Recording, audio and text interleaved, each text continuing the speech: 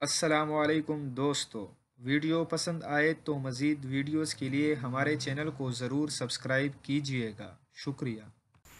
German جریدے نے انکشاف کیا ہے کہ ترکی خلیجی ریاست قطر میں اپنی عسکری موجودگی میں اضافہ کرنے کا منصوبہ بنا رہا ہے۔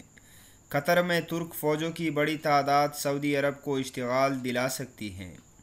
غیر ملکی خبر رساں ادارے کے مطابق سعودی عرب اور اس کے اتحادی عرب ممالک نے قریب 2 برس سے قطر کی ناکہ بندی کر رکھی ہے۔ اس ناکہ بندی کے منصوبہ ساز سعودی ولی عہد محمد بن سلمان ہیں اور انہوں نے ناکہ بندی ختم کرنے کے لیے قطر سے جو مطالبات کر رکھے ہیں ان میں سن 2016 میں قطر میں قائم کی گئی ایک عسکری بیس کو بند کیے جانے کا مطالبہ ہے۔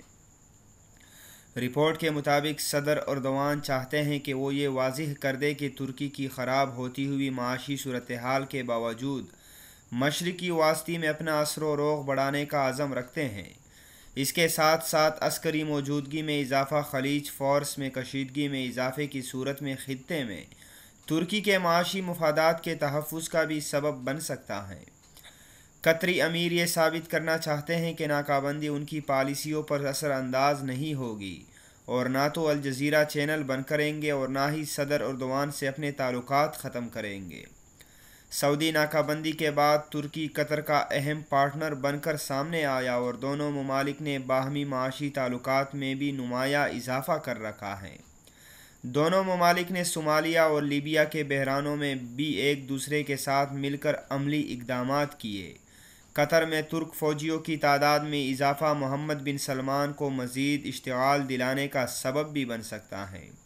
سعودی ولی عہد ترکی اور قطر پر اخوان المسلمین جیسی مذہبی تنظیموں کی حمایت کرنے کا الزام عائد کرتے ہیں۔ ان کا خیال ہے کہ یہ دونوں ممالک مشرق وسطی میں کئی عرب بادشاہتوں کو ختم کر کے وہاں اسلامی نظام لانے کی کوشش کر رہے ہیں۔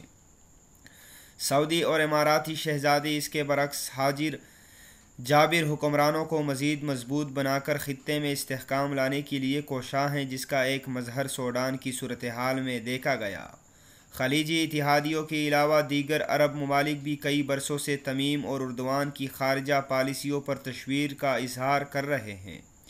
ابتدا میں قریب سبھی ممالک نے سعودی عرب اور اس کے خلیجی اتحادیوں کا ساتھ بھی دیا، لیکن قطر کے خلاف محمد بن سلمان کے سخت تر اقدامات سے بھی عرب حکمران ناخوش ہیں۔